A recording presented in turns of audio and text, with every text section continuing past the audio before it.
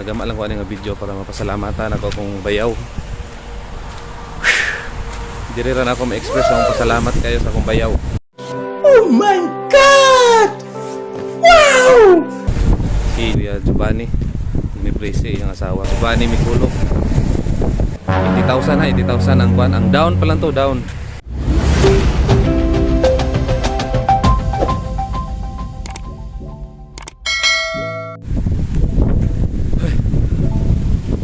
Morning. Atong istoryahan doon sa mga bahay sa mga nangutana dahil kung yun sa pag-abot ko sa Poland. Pero sa lipat na magchika ako sa ipakita nyo yung lugar dito. Muna yung playground dito. Playground nila dito. Muna yung accommodation mo nasa likod. Mga bata dito sila magluwa. Pero dito dapitan maragkuan man. Hiningaw makay dito. Wala man kayo mga tao yun dito. Kung gusto ka pasingot, gusto ka dito mo pasingot.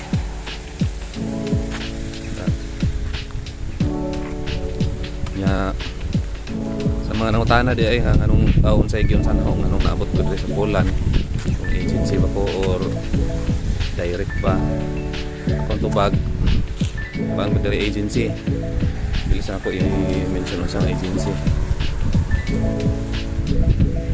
ning apply ko sa agency 2023 pa 2023 June unya na nakakuan ko, naka BLS ko or naka visa appearance kuan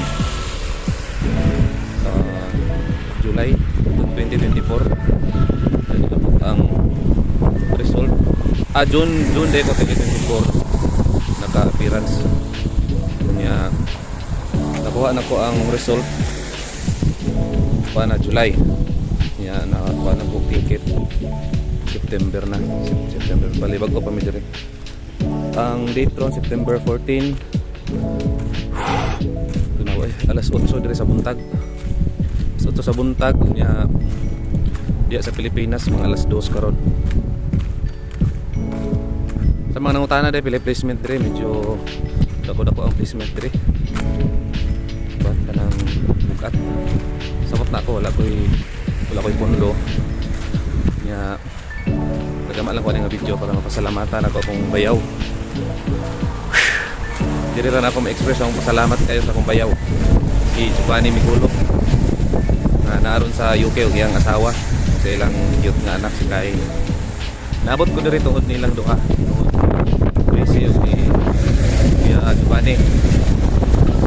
Ako mag-expect na sa tanang plano na ko salig kay sila wala na din sila parehas sa uban nga kuan ka ng pangutana pag tao sa legit ba yun na or legit ba na tinuod ba na ang nakuha aming placement wala sila pangutana kuan sila ka ng kumbaga salig kay sila sa akong gikuan magibuhat ibaw sila nga kung i-applyan okay wala sila pake okay ba o dili basta ang ilaha lang makuha na akong gusto kunya ang pinaka medyo makatandog nga naon ba kay kana bitaw mo sulti kanila nga sulti ka na i-placement ana ka mag-expect nga wala daghang istorya kay ila ang importante ni ang bayaw ug ang asawa ang importante nila nga may luna ko bisag wala pa kasi kasiguraduhan nung nga maabot ko dire.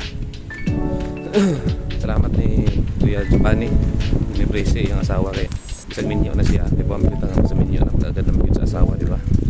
Pero sa akong giingon wala na sila ipaki anak madayon pa ko dili bisa kay mo tabang din sila.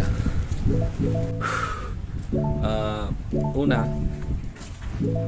sa nang-apply pa lang ko sulti na ko daan sa akong asawa nga ang bali down sa placement is 80,000 niya i-contact ko sa akong asawa may usong asawa o kaya pa kani wala mo yung contact itong panahon na nagbayan cellphone mo na mo ko'y kutsi ibaligyan ako para maka-experience lang sa Manila ng trailer yan.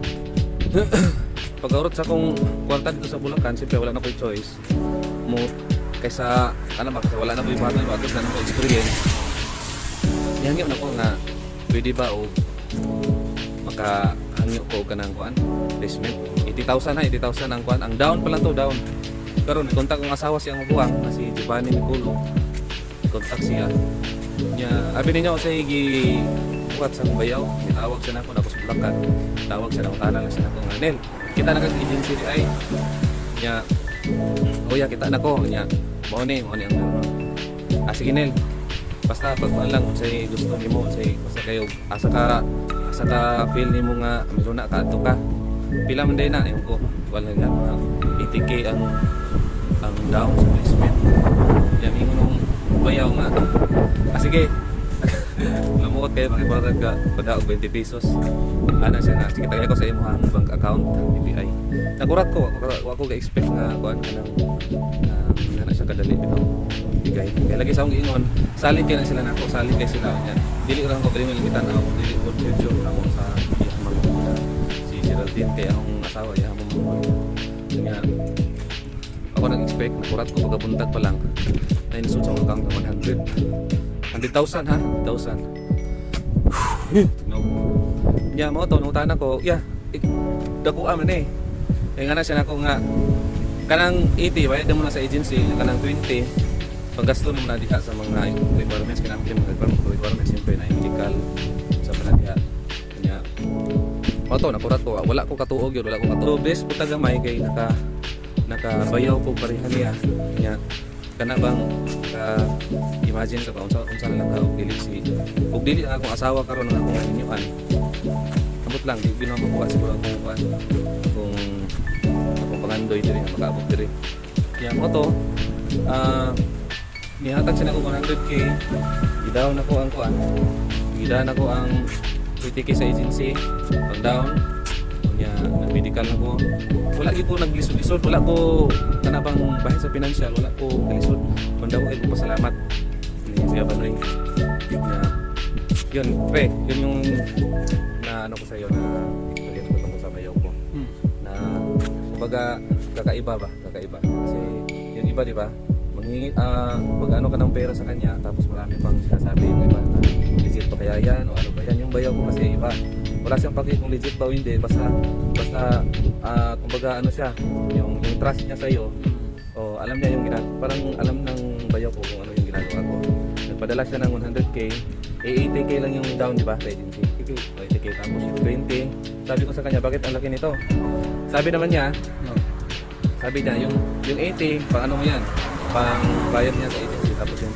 20 pang gastos mo sa medical o kung ano kung gastusin dyan kaya sobrang bilib ako sa ano bayaw ko ngayon nasa Poland na ngayon ito kasama ko si Joseph C.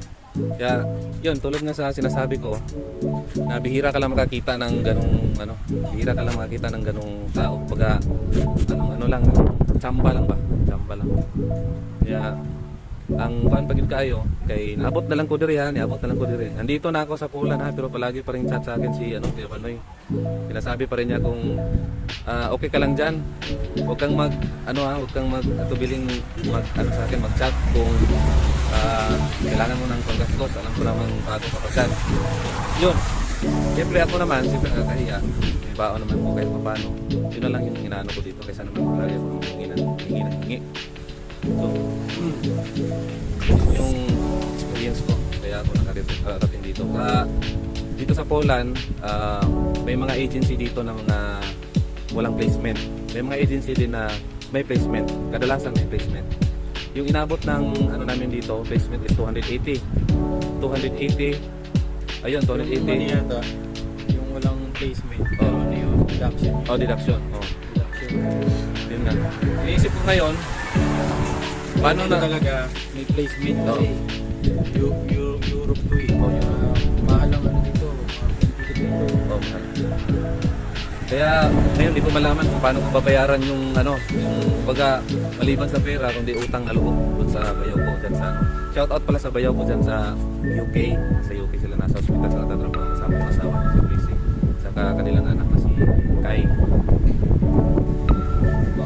soon mapupunta ka din yan yun nga yung plano ng ng bayaw ko na huwag muna ako mag-trailer dito gusto niya kasi mag-bus para at least kasi yung bus lagi niya rin yung bus doon sa UK. Kaya ngayon dito kami ano muna kami dito, magbabas kami dito para kung sakaling may opportunity na makatawid ng UK, pupunta kami ng UK. Yun, sobrang saya ko kasi hindi ako ganun ka pagpunta dito. Medyo sa pera ng slight lang, pero kaya ko namang i-utang yung iba. Utangin yung iba sa lending. Meron pa rin kaming lending pagpunta dito. Pero kumbaga, yung bayaw ko talaga yung pinakatulay ng pagpunta ko dito. Saka magpapasalamat din pala ako sa kapatid ko ng pahiram ng 50k. Grabe yung gastos. Sobra talaga yung gastos. Pero alam kong mabawi na gina. Diba kung mabawi na gina tayo. Sa mga plano dyan ng mga upulan nauna kong maayo mas maayo yun og mangita mo og agency nga walay placement yung naadaang panon naunaan kong sigad ko na ko sa mabawi ko gina na ko dili pa kay ako amo na nang ibenta na nako nadaan na pagabot diri mabawi kita kay dire sa Poland daghan kayo ang opportunity dire. Ano ba yung mga kadalasang hiring dito? Grabe yung mga opportunity dito, kadalasan mga factory, ano pa yung iba? Sa driver, factory yun. Tapos warehouse.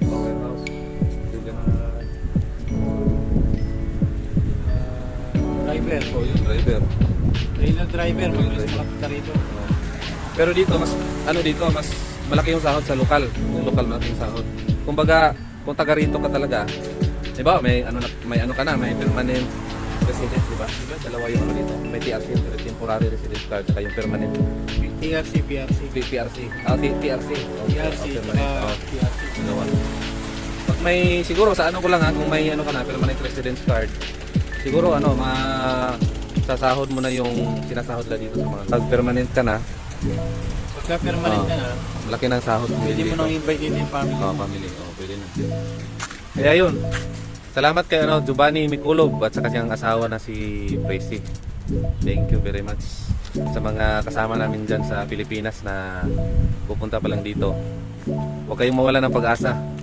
Kami nga, naghintay kami ng isang taon at 1 year and 3 months. 1 year and 3 months. Hindi namin nakalakas. Sa skill yun, sa skill. Skill.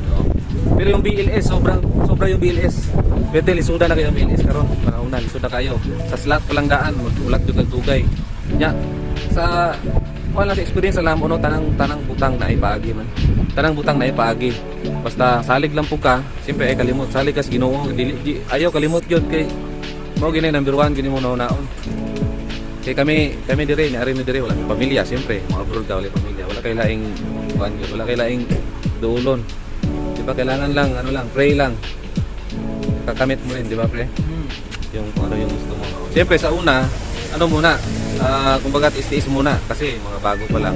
Hindi mo pa makukuha yung kung ano yung gusto mo kasi bago pa lang. Pero may process kasi yan, may process. Dito ka muna sa mababa tapos yun na, dire-diretso na yun. Kaya yun sa mga nasa Pilipinas, konting tiis na lang, kayo naman susunod dito nasa agency, nasa GC namin, sa group namin. Saka yung sa agency namin, salamat din nakarating kami dito kahit paano nakarating kami dito. Grabe lamig. Tugnaw kayo diri, pinatugnawan. Kapre, ano masasabi mo, pre? Ano ba yung mo? Yung kumbaga ano ba? Yung kinukunan mo ng budget papunta dito. Kinukunan ng budget papunta rito. But ano pa? Yung saan mo nakuha yung budget mo? Siyempre, 80, di ba? 80. Na nagpunta ako dito, nag-decide ako na ibenta na yung sasakyan ko. Tapos ayun yung ginamit kong pang-placement. So, Pero hindi pa rin nagkasya yun. Kumbaga sacrifice talaga. Oo, sacrifice. Sasakyan ko, motor ko, binenta ko. Pero hindi pa rin nagkasya yun. Umutang pa rin ako ng lending. Hindi pa rin nagkasya. Kasi magdadala ka pa rin dito ng pera. Kahit dala ka pa rin pang baon, pang gastos. Saka salamat sa Pacific Road Link. Pacific Road Link, thank you. Nabigyan mo kami ng ano ba? Diyan kasi kami kumana experience dyan sa Pacific Road Link. Pacific Road Link, salamat. Salamat. Diyan kami natuto, mag-trailer truck. Mm. Sa kanila kami natuto, sa kanila kami nag-start. Oo. Sa mga kasama namin sa Pacific Road Link, apply na kayo. Huwag niyo isipin yung huwag niyo isipin yung lisensya niyo, yung kung ano ba, yung 2008, pababa, or ano. Kahit ano pa yung lisensya niyo, may paraan. May paraan. Basta makarating lang kayo dito, may paraan. Gusto nyong matutong mag-trailer truck, gusto nyong magsimula, punta kayo sa Pacific Road Link, tulungan nila kayo. Tutulungan kayo niyan dahil doon kami galing. Sa mga kasama ko pala dyan sa sa Cebu. Mga kauban diya sa Cebu kay gikan ko sa Bulacan. Na-assign ko sa Cebu. Shout out yung tanan diya. Sa mga nasa Talisay. Biyahe sa PNG, biyahe sa sa pier diya sa Cebu. Nya oro to. Update lang niya mi pohon o kung sana mong kuan direct ang mga update diri sa Poland. Pero sa ngayon, sobrang saya talaga namin kahit sabihin mo natin kakasimula pa lang namin dito, di pa namin malaman kung makukuha ba. Positive kami palagi pero yun nga, may process. Kaya medyo thankful pa rin kami kasi nabigyan kami ng chance makapunta dito. Kaya thank you.